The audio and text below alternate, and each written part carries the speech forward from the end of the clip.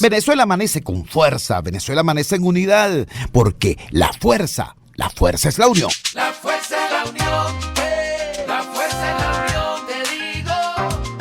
Venga toda Venezuela a organizarse. La fuerza es la unión, la fuerza es la unión. Y a poner tu granito de arena, dale por Venezuela. Actívate, en la unión está la fuerza. Por eso te digo que la fuerza es la unión. Muy buenos días, Venezuela. Bienvenidos todos a este su espacio. La Fuerza es la Unión, una tribuna abierta de la sociedad democrática venezolana para compartir con todos ustedes, más allá de cualquier distingo puntual, partidista o ideológico, la angustia, la preocupación, la justa indignación por lo que ocurre en nuestro país y también la certeza, la confianza, la esperanza de que trabajando juntos, de que remando unidos en la misma dirección, seremos capaces de construir la Venezuela de trabajo y de respeto, la Venezuela con alimentos y con medicinas, la Venezuela con democracia y con libertad, que todos necesitamos y que ciertamente todos merecemos. Esta madrugada del jueves 2 de abril se inicia con informaciones sobre un vasto despliegue bélico. Estados Unidos anuncia, el presidente Trump anuncia el desarrollo de la operación que él denomina antinarcóticos, más grande en la historia de Occidente. Esta operación está a cargo del Comando Sur del Ejército de los Estados Unidos, de la Armada de los Estados Unidos, y tiene como objetivo fundamental las costas del Caribe y las aguas del Caribe y también del Pacífico. Formalmente hablando, el dispositivo tiene como objetivo los carteles del narcotráfico, tanto en Venezuela y Colombia como en México. Esta es, por supuesto, la explicación formal de esto que, repito, ha sido descrito como la operación antinarcóticos más grande en la historia de Occidente. La explicación política, por supuesto, tiene que ver con el contexto de crisis que tiene nuestro país y el punto álgido de la relación entre el régimen de Nicolás Maduro y el gobierno de Donald Trump. Recordarán ustedes, hace apenas 48 horas, el régimen de Maduro respondió de manera airada, para no poner otro calificativo, al planteamiento hecho por el Departamento de Estado norteamericano en función de una solución política a la crisis en Venezuela. El Departamento de Estado norteamericano planteó la creación de un Consejo de Estado, que salieran del escenario tanto Maduro como Guaidó, que un Consejo de Estado integrado de manera paritaria y designado por la Asamblea Nacional, con los diputados del PSUV, con los diputados de la oposición, designaran a 4 miembros y esos 4 miembros designaran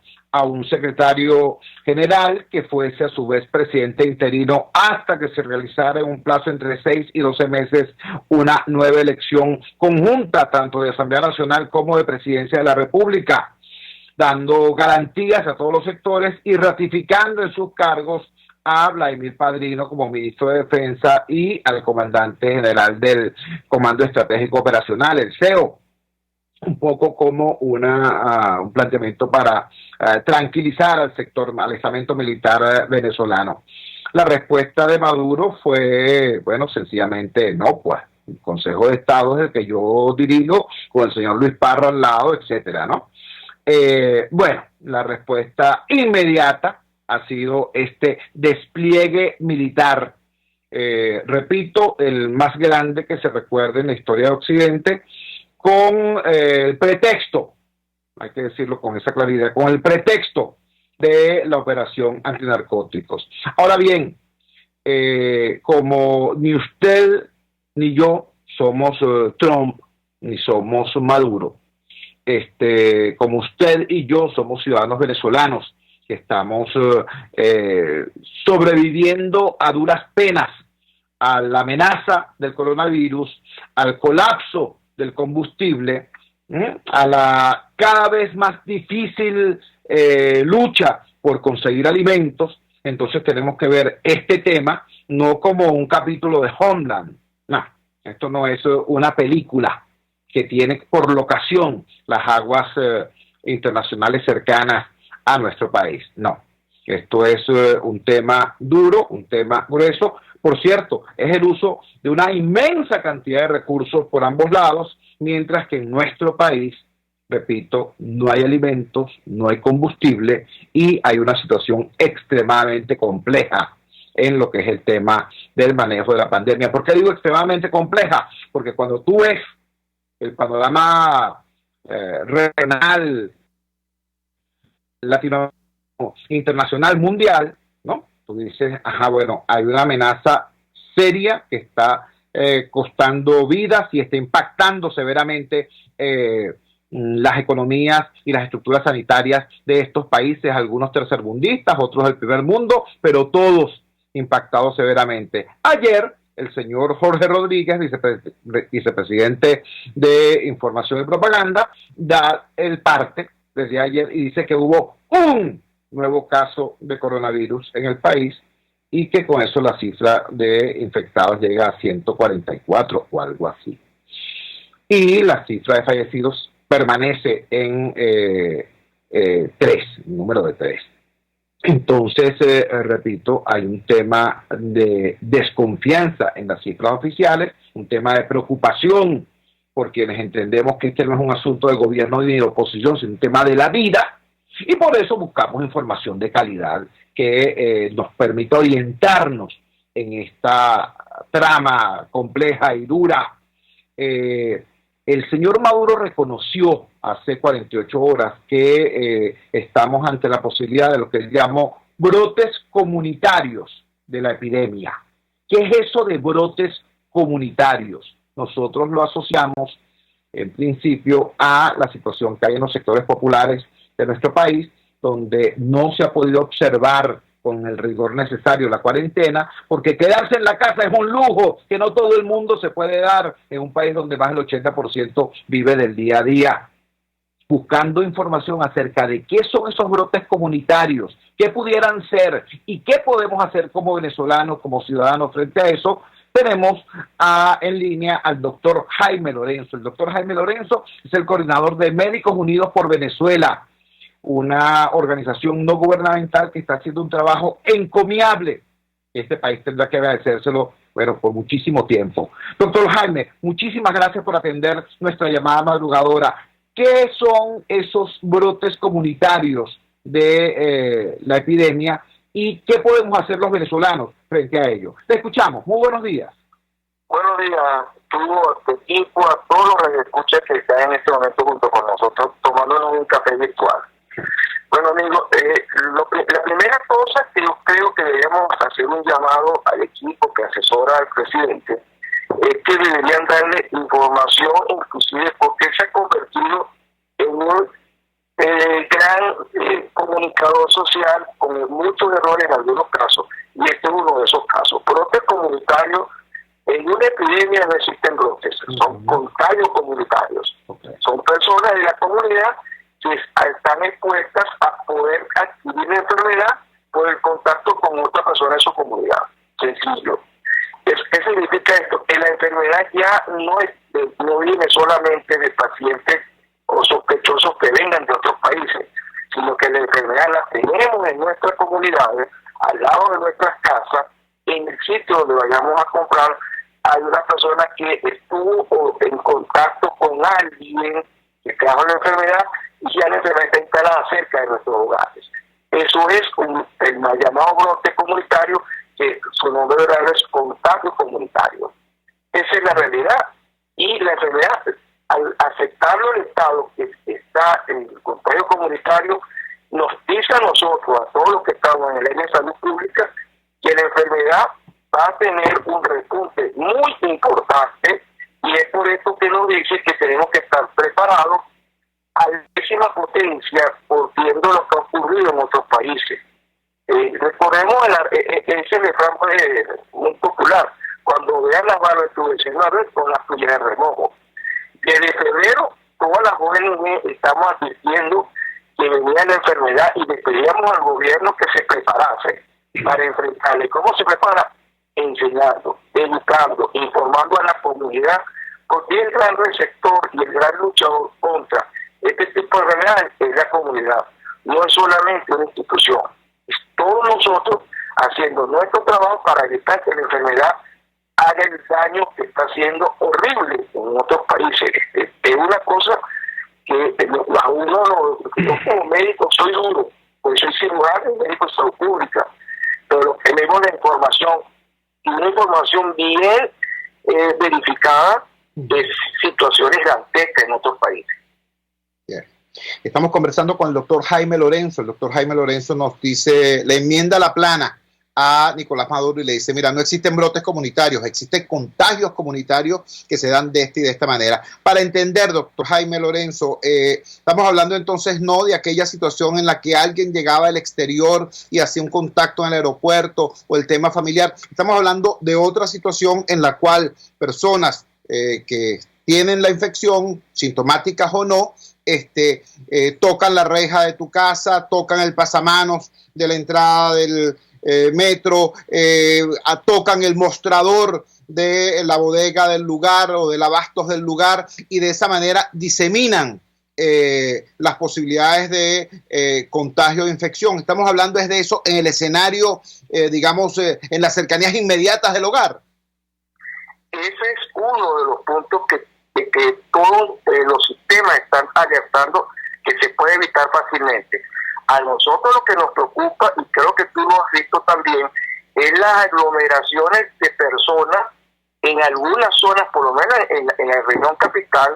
Vemos la zona del oeste de Caracas, es decir, Catia y 23 de enero, vemos Petare, donde la gente comprensiblemente, pues nosotros pues, se tomaron unas decisiones muy adecuadas, pero esas decisiones que se tomaron no tuvieron previsiones en función de lo que tú como planificado tienes que tener en cuenta. Tienes que tomar en cuenta que nuestro pueblo no tiene gran capacidad de almacenaje de comida.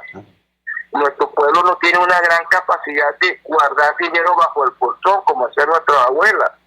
Y nuestro pueblo necesita producir para poder comprar el día a día. Y eso es lo que estamos observando. Los videos y fotografías que vimos durante el fin de semana y estos días en el mercado, a los alrededores del mercado de Catia, son una realidad social que no fue prevista.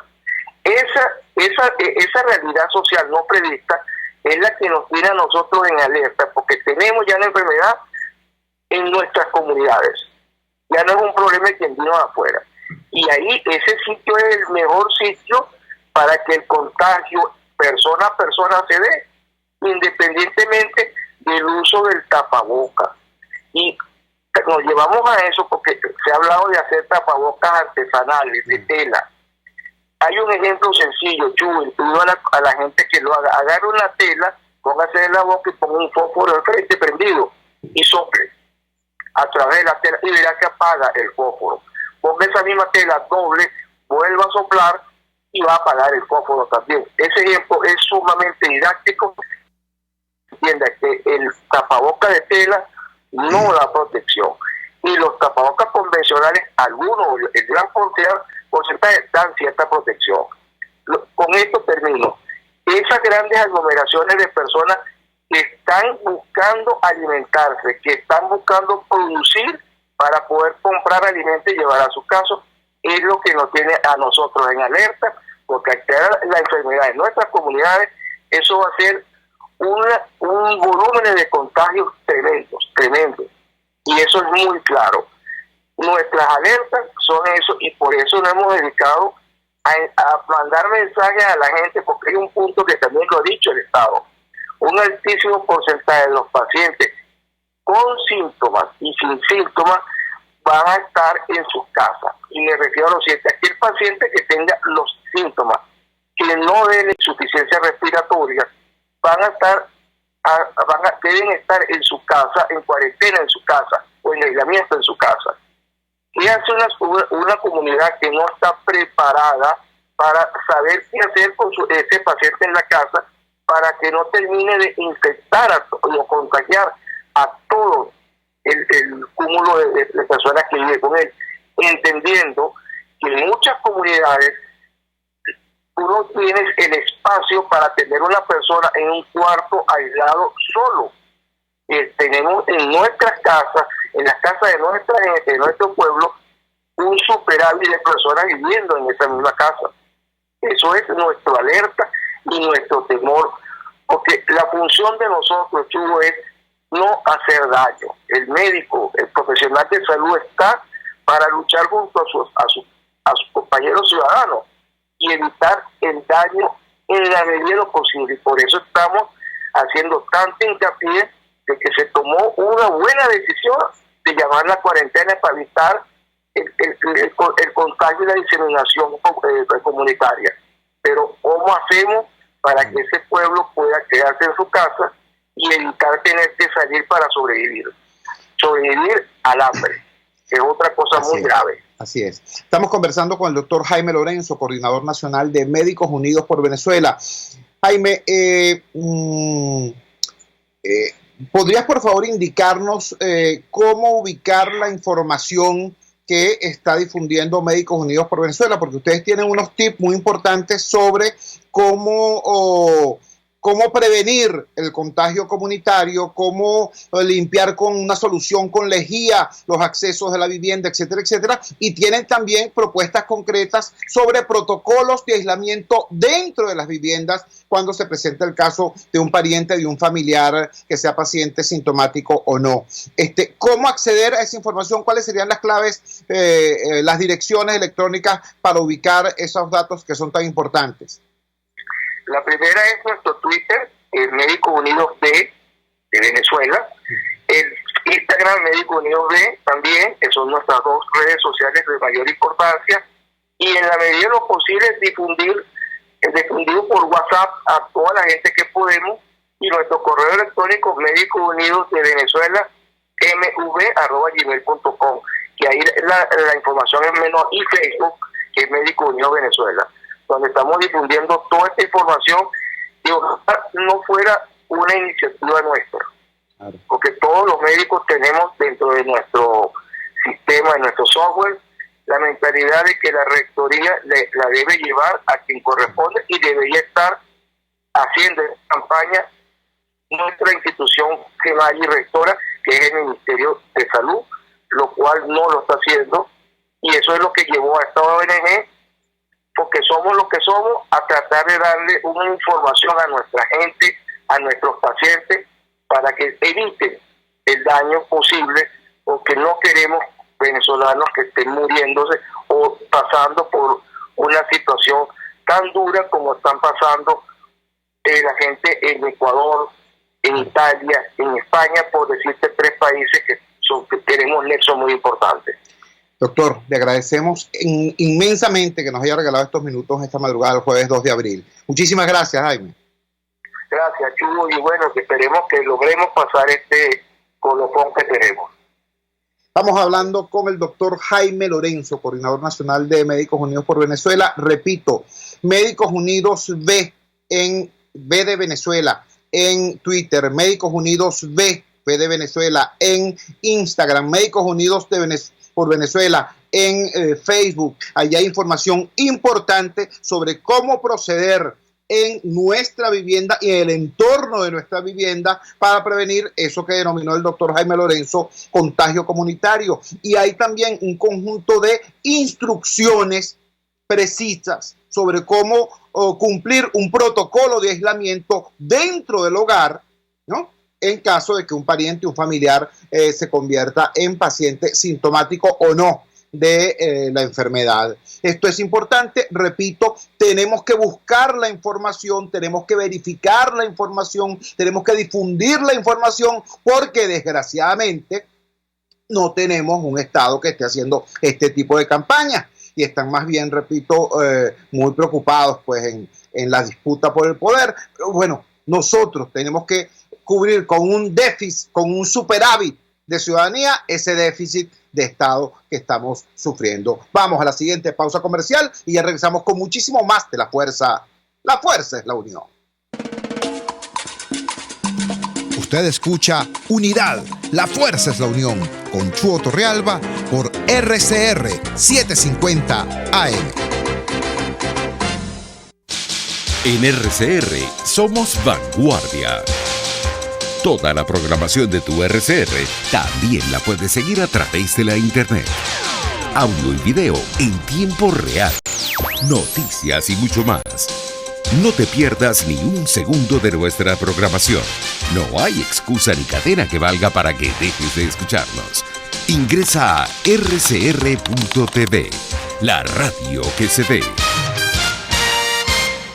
Ellos sí que no saben nada. Y así nos va. El espacio donde se tocan los temas más candentes de interés político y nacional. Y así nos va. En este programa, la picardía y el humor inteligente son los protagonistas. Pura cabilla. Lara y Hernández descosen y revelan los secretos más oscuros del acontecer político. Y así nos va. De lunes a viernes a las 4 de la tarde. Por RCR 750 AM. Opinión, ideas en debate. Usted escucha a Chuo Torrealba en Unidad. La fuerza es la unión por RCR. Regresamos a La Fuerza es la Unión. Decíamos, tenemos un contexto informativo denso en esta madrugada del jueves 2 de abril. Por un lado, Fedeagro informa que la demanda de alimentos cayó 20% en apenas 2 semanas de cuarentena. Informan también sectores del agro que una importante cantidad de de la producción agrícola está sencillamente en riesgo de perderse o perdida ya, porque lo poco que se pudo sembrar no se puede sacar de los centros de producción hacia los centros de consumo porque no hay gasolina. Tenemos también una información que nos llega a través de los colegas de Descifrado sobre lo que plantea la Cámara Funeraria de Venezuela, la estructura que agrupa las casas fúnebres en nuestro país. Informan que quienes mueran por COVID-19 serán cremados, no enterrados. E informa también que en estos tiempos de pandemia los servicios funerarios para quienes fallezcan por muerte natural serán de 2 horas. Los servicios funerarios serán de 2 horas. Toda esta información sobre lo que dice la Cámara Funeraria de Venezuela está en descifrado.com. Mientras ese panorama está allí, repito, buena parte de la atención se centra en los juegos de guerra que tienen como escenario las aguas del Caribe y las aguas del Pacífico, lo que Estados Unidos denomina la operación antinarcóticos más importante en la historia de Occidente por su despliegue de cañoneras, destructores, submarinos, helicópteros, etcétera. Es visto como tiene que ser visto, pues como un paso más en la escalada de las tensiones entre el régimen de Mauro Moros y la administración de Donald Trump. Mientras todo esto ocurre, una de las primeras víctimas es la información, la verdad, la posibilidad del ciudadano de acceder a información de calidad y no a propaganda. Ayer tuvimos una información que nos afectó, una organización no gubernamental muy importante que se llama Acceso a la Justicia. Digo que es muy importante porque, repito, independientemente de la posición política, tener acceso a información de verdad y no a propaganda es clave para que el ciudadano pueda construir criterio. Bueno, Acceso a la Justicia es una ONG que acá nos ha dado ayuda, nos ha dado servicio, porque sus voceros han estado a disposición de la audiencia de Radio Caracas Radio para nutrir con datos ciertos cuando se producen situaciones complejas. Bueno, hubo una situación, la página de Acceso a la Justicia no está disponible y tenemos en línea a Laura Louses, quien es la fundadora y directora de Acceso a la Justicia, para que nos explique exactamente qué ocurrió y cómo podemos seguir teniendo acceso a la información valiosa que ellos generan. Doctora Laura, muchísimas gracias por atendernos. Buenos días, la escuchamos. Sí, buenos días, ¿cómo estás, Chugo? Gracias por la invitación y la oportunidad. Bueno, sí, fíjate, lo que ocurrió fue que nosotros tuvimos básicamente un ataque a nuestros derechos digitales, como tú bien dices, a nuestro derecho de informar y a su vez al derecho de los ciudadanos de ser informados sobre el acceso a la justicia en Venezuela, que sabemos que existe, y el debido proceso, que tampoco existe. Y en general sobre la independencia judicial. Esos son nuestros temas, y también el Estado de Derecho, que tampoco existe. Entonces, quizás por eso el régimen se vio afectado por nuestras informaciones, nuestros análisis, y desde diciembre, ya 30 de diciembre, nos llega una notificación del proveedor de nuestros servicios web y nos dice que hemos incurrido en plagio, que hay una denuncia de plagio. Cuando analizamos la denuncia vemos que hay un blog que se llama Periodista Español, pero escrito en inglés. El blog casi no se entiende en castellano, muy mal montado, y allí aparece tal cual un extracto, una sentencia de la Sala Penal del Tribunal Supremo con un comentario que dice comentar acceso a la justicia, o sea, tal cual lo montamos nosotros. Nosotros en nuestra sección de la página de jurisprudencia hacemos resúmenes de sentencias, hacemos un comentario a las sentencias más importantes, pero también este servicio no es solo para el ciudadano común, sino también para los abogados, jueces, fiscales, etcétera, y ahí también nos referimos a sentencias que cambian criterio a nivel jurídico, etcétera. Entonces, al final del día aparece esto, que es realmente nuestro, y aparece con fecha 2 de mayo. Y entonces GoDaddy, que es el proveedor de servicios, nosotros tenemos eso alojado en Estados Unidos, nos dice que hemos incurrido en una violación del copyright o derechos de autor, porque eso aparece un día antes que la publicación nuestra, por lo que le hace presumir que la publicación nuestra es copiada de la otra, a pesar de que en la otra decía comentario de acceso a la justicia, pero ellos no van a fondo, ¿no? Eso es lo que nos hemos dado cuenta en estos asuntos. Entonces, cuando revisamos el asunto, vemos que la sentencia en realidad salió al día siguiente, es decir, el día que nosotros la publicamos, porque nosotros lo ponemos así para que la gente pueda buscar en el día de publicación la sentencia y tenga la referencia correcta.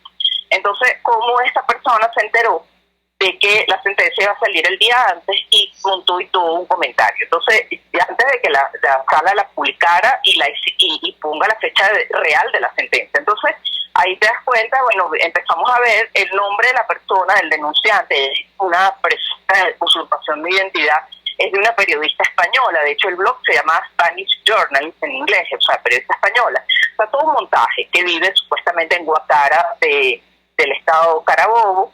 Y entonces, bueno, él no es el nombre tal cual, sino que le agregaron una A. Ese fue el caso el 30 de diciembre. Ante esto, bueno, tuvimos que quitar el link nuestro, o sea, coloquialmente mochar nuestra página en un aspecto, no era una sentencia fundamental, así que bueno. Y todo esto además en plenas fiestas decembrinas.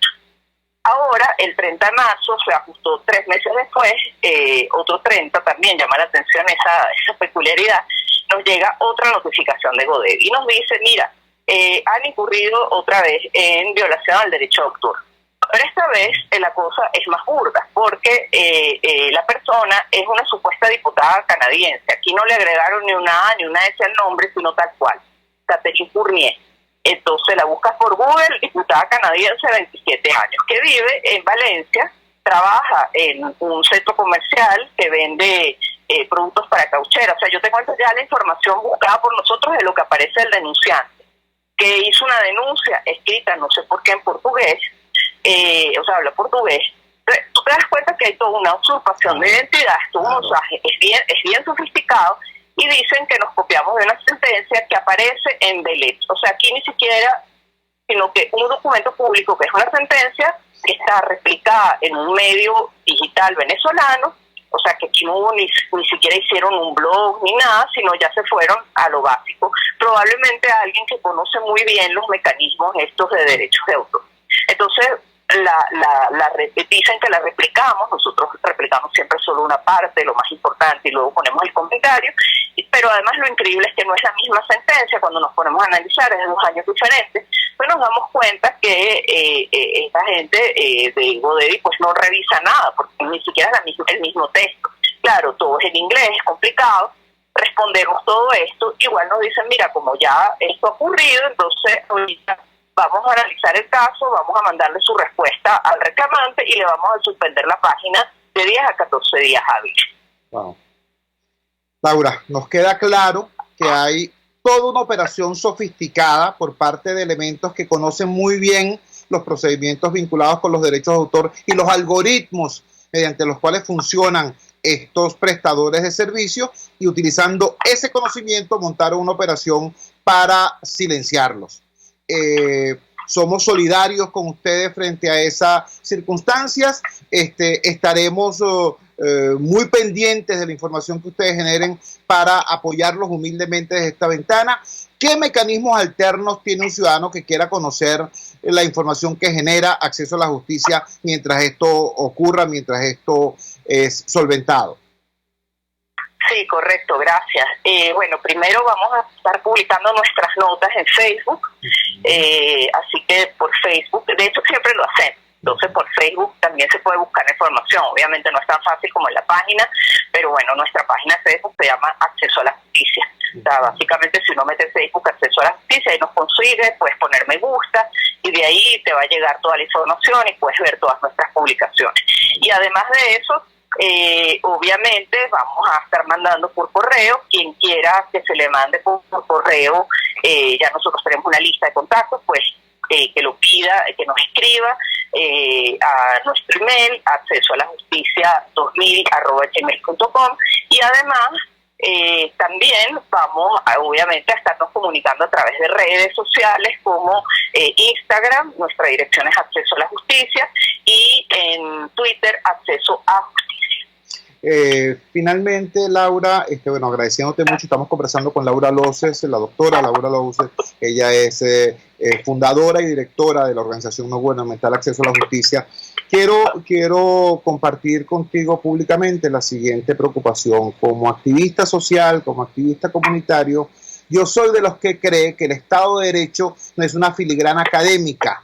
El Estado de Derecho es un elemento fundamental, es una conquista fundamental del pueblo, de la ciudadanía, de la sociedad. Los fuertes se defienden solos porque tienen con qué, pero el débil jurídico, el débil económico, el débil social necesita el Estado de Derecho. Por eso para mí, para nosotros, que somos luchadores en los sectores populares, es tan importante el trabajo de los defensores de la justicia, de los defensores del Estado de Derecho. Quiero anunciarle al país que a partir de la próxima semana, cada semana vamos a tener un espacio fijo para nuestros amigos de Acceso a la Justicia acá en La Fuerza es la Unión. Ya nos pondremos de acuerdo sobre duración y fecha precisa, qué día de la semana, pero no van a callar a nuestros amigos de Acceso a la Justicia, al menos mientras tengamos la posibilidad de hacer red para evitarlo. Muchísimas gracias, Laura, un gran abrazo. Muchas gracias, Chugo, gracias por esa oportunidad, gracias. Laura Loces, de la ONG Acceso a la Justicia, informando este sofisticado mecanismo para que la censura les calle, cosa que, repito, no van a lograr. Vamos a la siguiente pausa comercial y ya regresamos con muchísimo más de La Fuerza. La Fuerza es la Unión. Les estamos presentando Unidad. La Fuerza es la Unión. Solo por RCR 750 AM. Puedes seguirnos en nuestras redes sociales. En Twitter, @RCR750, la radio que se ve. En la crisis se encuentran las oportunidades. Aquí en Sin Estrés se las mostramos con invitados especiales que nos regalan sus experiencias por una Venezuela mejor. Cada tarde, de lunes a viernes a las 3, desde el emprendimiento, la educación, la salud y el entretenimiento. Por nuestra calidad de vida se nos hace necesario tomar un respiro del agobio diario, dedicar unos minutos a la salud mental y emocional para vivir sin estrés. Sin Estrés, de lunes a viernes a las 3 de la tarde por RCR 750 AM y RCR.tv, la radio que se ve. RCR 750 AM, porque lo bueno une.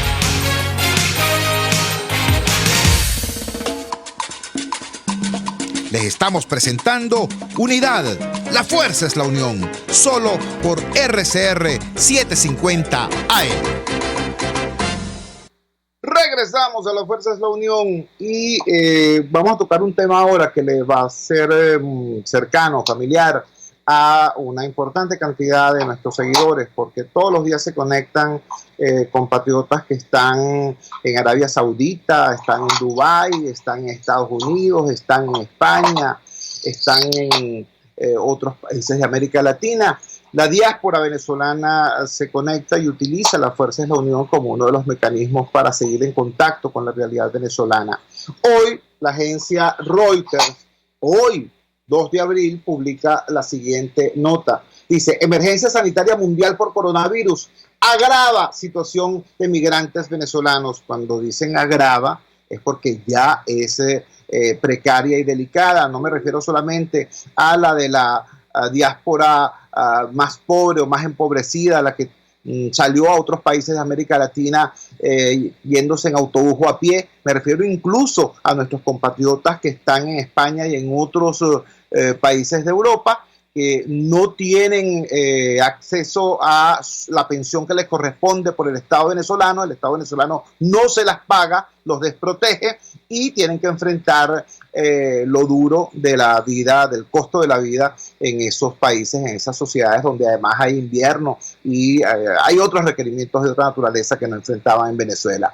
Bueno, digo todo esto como marco porque hay un venezolano que ha estado haciendo propuestas importantes, propuestas para atender la situación de los más frágiles en nuestro país, y esas propuestas han sido escuchadas y atendidas con interés por sectores sociales, pero desgraciadamente quienes tienen en sus manos las palancas del poder, e incluso algunos que quieren tenerlas, lamentablemente las han desoído. Me refiero al economista Francisco Rodríguez, coordinador, director, fundador de la Fundación Petróleos por Venezuela. Él ha hecho, repito, varias propuestas y recientemente, hace horas, hizo una fundamental: cómo el gobierno interino, presidido por Juan Guaidó, puede atender y asistir a los venezolanos que están en el exterior. Y tenemos en línea a Francisco Rodríguez para que nos explique la propuesta que está haciendo en ese sentido. Francisco, gracias por atender nuestra llamada madrugadora. Muy buenos días, te escuchamos.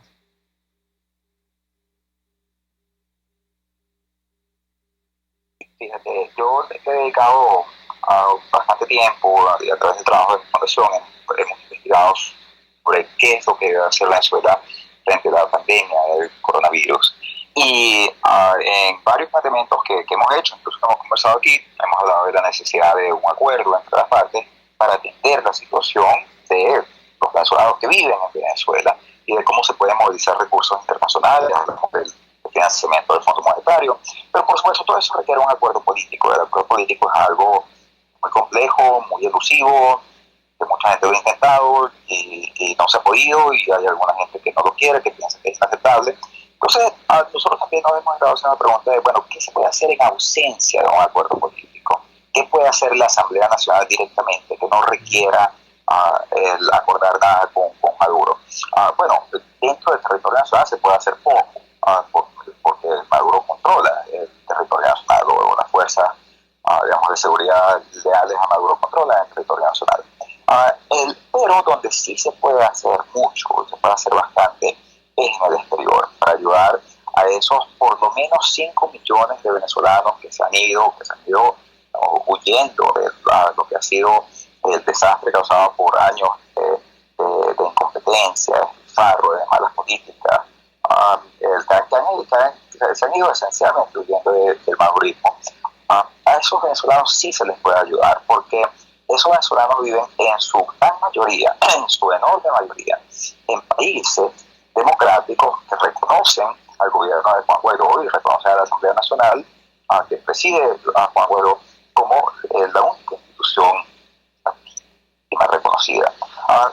Y además hay la de ayudarnos, porque yo creo que lo que yo identifico, y justamente he publicado, y ayer publiqué esta tabla, en realidad publiqué el artículo 1 días antes, pero la tabla como que la raíz de un tweet mío comenzó a rodar ayer, y muestro dónde están 12.000 millones de dólares, que son recursos que están bajo control del gobierno interino de Juan Guaidó y por supuesto de la Asamblea Nacional, porque solo lo puedo utilizar con autorización de la Asamblea Nacional.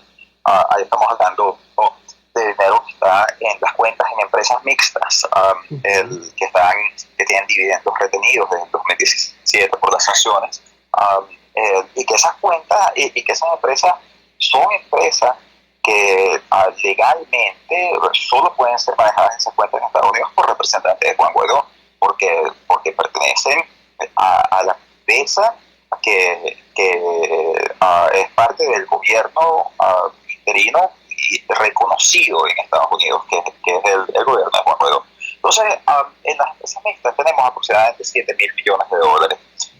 Citgo, en efectivo, y quiero que estemos muy claros de lo que estamos hablando. Citgo. Aló. Estamos en contacto con Francisco Rodríguez. Tenemos aló, Francisco, ¿me escuchas? Aló. Sí, te perdimos por un instante. Estabas a punto de decirnos el tema de Citgo. Sí, fíjate, Citgo tiene, y esto es algo público, está en los balances de Citgo, $1,400 millones en efectivo y equivalentes En efectivo y equivalente de efectivo, $1,400 millones cash. 1.400. Y Citgo puede perfectamente dedicarle una cantidad, y pues bueno, Citgo le puede pagar dividendos. Estamos hablando de PDVSA, y la República es la PDVSA de Guaidó, la República, las cuentas de la República manejadas por Guaidó. Y ese dinero, por lo tanto, y además Citgo puede incluso contribuir. Cuando Chávez comenzó ese programa para dar porque imagínate, puede y pudo legalmente en Estados Unidos, puede ayudar a las familias venezolanas. Entonces estamos hablando de nosotros estamos hablando de que hay que vender Citgo de $1,400 millones en cash solamente en Citgo. El programa que yo he propuesto es un programa que cuesta $246 millones. Con este programa le podría llegar una transferencia que nosotros hemos calculado en $100 por familia en países en desarrollo, en países de América Latina, y como el nivel de vida y los costos son mucho más altos en los países desarrollados, países como Estados Unidos y como Europa, de $500 en Estados Unidos y Europa. La propuesta además incluye recursos para que se le den en convenios con el sistema de salud, con los hospitales en otros países, para que se comprometan a cambio de esos recursos a atender a pacientes venezolanos. Esta propuesta nuestra cuesta $240 millones. O sea, $240 millones es el 2% de todos los recursos disponibles. Y yo lo que estoy diciendo es, mira, hay dinero, el gobierno de Ecuador tiene dinero, puede gastarlo, debe gastarlo. Yo quisiera recordar, y lamentablemente hay que recordar esto, el año pasado el gobierno interino de Juan Guaidó tomó una decisión, que es una decisión muy discutida, de pagar un cupón de un bono, o el bono PDVSA 2020, con ciertos argumentos que tenían algo de validez, que se podía perder la empresa, pero fueron $72 millones. Ahora, o sea, no pueden decir que un gobierno puede agarrar y pagarle a los acreedores, pagarle a Wall Street $72 millones y no puede ayudar a los venezolanos que en este momento están quedándose sin casa, están siendo desalojados de las habitaciones que tenían alquiladas en Bogotá, en Quito, en Lima, en Guayaquil, en medio de esta crisis. Y se les puede ayudar, hay dinero para ayudarlos, y la Asamblea Nacional tiene la responsabilidad de hacerlo y debería discutir esta alternativa y otras alternativas. Yo esto siempre lo he dicho con mucha responsabilidad. Nosotros le hemos dedicado esfuerzo desde la fundación que yo presido a pensar en estas alternativas. Si hay gente que le parece que esto no es una buena alternativa, que lo digan, vamos a discutirlo. Si tienen objeciones, si tienen observaciones, críticas, perfecto, pero vamos a discutirlo siempre pensando en lo que se puede hacer. Yo lo que más quiero es que alguien venga y diga, no, mira, la idea tuya no es buena, aquí hay una mejor idea de cómo podemos utilizar ese dinero. Es lo importante, que ese dinero se utilice para la gente, para los venezolanos. Todos los países del mundo lo están haciendo, todos los gobiernos del mundo en este momento están ayudando a la gente que se quedó sin trabajo, a ver cómo hacen para pagar el alquiler, a ver cómo hacen simplemente para tener algo de ingreso. Bueno, el gobierno interino tiene dinero, tiene mucho dinero, una cantidad muy significativa de dinero, lo ha utilizado en el pasado para otros fines, no voy a cuestionar esos fines, pero la realidad es que definitivamente si hay algo en lo que se debe utilizar es en ayudar a los venezolanos hoy. Bueno, nos queda bastante claro lo contundente de la pertinencia de lo que estás proponiendo y ciertamente sería inexplicable en virtud de los precedentes que no se utilizara ese dinero que está disponible para atender una circunstancia como esta tan grave. Ahora me permito, Francisco, estamos conversando con Francisco Rodríguez, economista venezolano, creador y fundador y director de la Fundación Petróleo por Venezuela, y tiene su oficina en Washington. En Nueva York, disculpa. En virtud de tu ubicación y del contacto que tienes con los factores de opinión y los factores políticos en la nación norteamericana, danos tu visión, danos tu perspectiva de esto que ayer anunció el presidente Donald Trump como la operación antinarcóticos más grande de la historia de Occidente en el contexto de la actual situación política en nuestro país. Sí, bueno, yo creo que aquí hay una política exterior de Estados Unidos que digamos, está bastante claro que aquí hay un intento de lograr que el régimen de Maduro ceda con lo que podemos llamar una política del palo y la zanahoria. La zanahoria, nosotros la vimos justamente antier, es la oferta de un proyecto de transición que Estados Unidos nunca había presentado públicamente como suyo, una propuesta de un gobierno integrado por chavismo de la oposición sin Guaidó y sin Maduro. Se puede decir que esa propuesta ya la había hecho Guaidó en un momento, es cierto, pero una cosa es que la haga Guaidó y otra cosa es que la haga Estados Unidos, porque Estados Unidos siempre su posición pública había sido que Maduro se tenía que ir, punto. Y recordemos incluso que cuando los representantes de la oposición pusieron eso sobre la mesa en Barbados, el gobierno de Estados Unidos aplicó sanciones muy fuertes y esas sanciones fueron las que llevaron a que Maduro se retirase de la mesa. Entonces, el hecho de que Estados Unidos venga y diga, ok, estamos dispuestos a hacer esto, y esto hay que entenderlo porque es una negociación. O sea, en la negociación tú siempre vas a plantear tu punto máximo, tu máxima aspiración para negociar. Entonces, cuando yo veo que Estados Unidos está diciendo sin Maduro y sin Guaidó, un gobierno de transición, yo me comienzo a imaginar muchas otras cosas que son posibles si Maduro, por ejemplo, pusiese una contraoferta y puedo imaginar bien una negociación en torno a eso. Ahora, dicho eso, esa es la zanahoria. La mujer palo son las acusaciones por narcotráfico, el anuncio de una recompensa de $15 millones por Maduro y números también de magnitudes similares para algunos de los principales representantes del régimen. Y este movimiento, que es un movimiento, naval de Estados Unidos, un movimiento que está orientado no solo a Venezuela, es toda la zona, pero claro, ellos ya han declarado que Venezuela es un foco de este problema. Entonces yo creo que Estados Unidos está intentando, a pesar de la crisis del coronavirus, Estados Unidos está intentando aplicar presión para lograr una transición, diciendo de Maduro, aquí tienes una oferta, aquí hay pero sin embargo también preocúpate porque si no lo aceptas aquí nosotros tenemos fuerza. Ahora, eso es lo que ellos están haciendo. Eso va a funcionar. Yo tengo reservas, yo tengo cierto escepticismo, y creo que nosotros hemos visto amenazas. Y yo creo que el problema, sabes que aquí se habla mucho de la amenaza creíble, y yo, una de las cosas que los economistas, parte de la formación de los economistas, es la formación en lo que se llama teoría de juegos, y en teoría de juegos nosotros lo que estudiamos es que para que las amenazas sean creíbles, tú tienes que estar dispuesto a llevarlas a cabo. Y si una amenaza que tú no estás dispuesto a llevar a cabo no es creíble, entonces la pregunta que en realidad nos tenemos que hacer es, ¿Trump está dispuesto no a mandar unos buques, pero Trump está dispuesto a mandar los marines a invadir Venezuela? Bueno, ciertamente en este momento no, entre otras cosas por una cuestión muy básica. O sea, ni soldados con operación armada en este momento no se pueden terminar contagiando de coronavirus y pues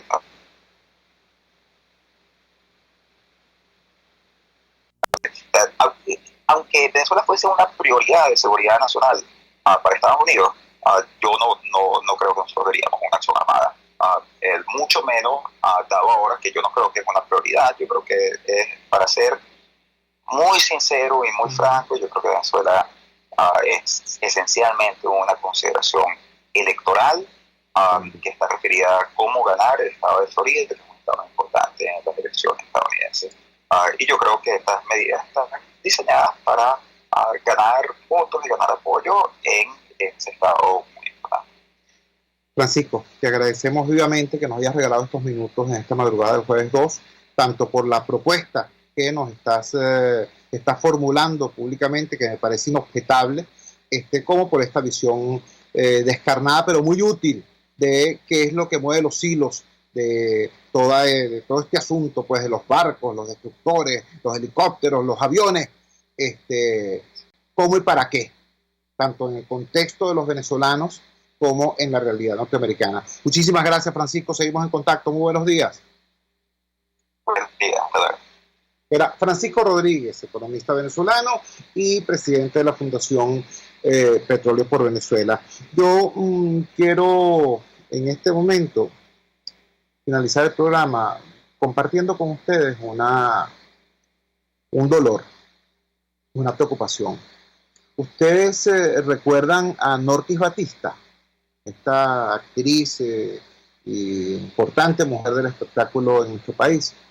Norquis Batista viene de un muy humilde barrio en el sector Las Adjuntas, en Caracas. Ese barrio se llama El Ciprés. El Ciprés es uno de los barrios más pobres que yo haya visto en toda mi vida como activista comunitario.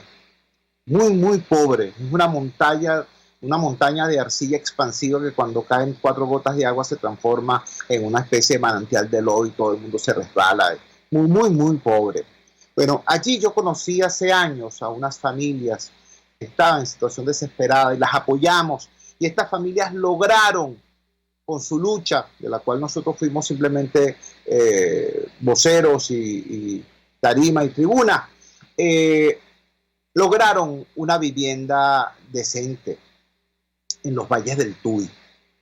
Pero esa vivienda decente, esa urbanización popular se transformó en muy poco tiempo en una especie de campo de concentración bajo el control del AMPA.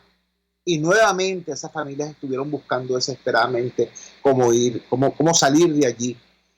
Una de ellas logró emigrar a un país que entonces parecía una opción interesantísima. Se fueron a Ecuador, ella, sus hijitos, su esposo.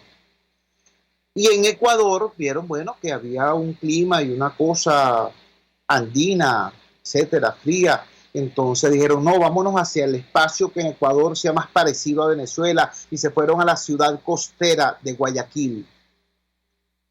Pero en Guayaquil están en este momento aterrorizados por lo que está ocurriendo, aterrorizados por la situación dantesca que están atravesando. Es para asistir a venezolanos como esos que está haciendo esta propuesta Francisco Rodríguez. Se tiene con qué, se tiene cómo. El gobierno de Guaidó tiene los recursos y eso no podría impedirlo el señor Maduro de ninguna manera.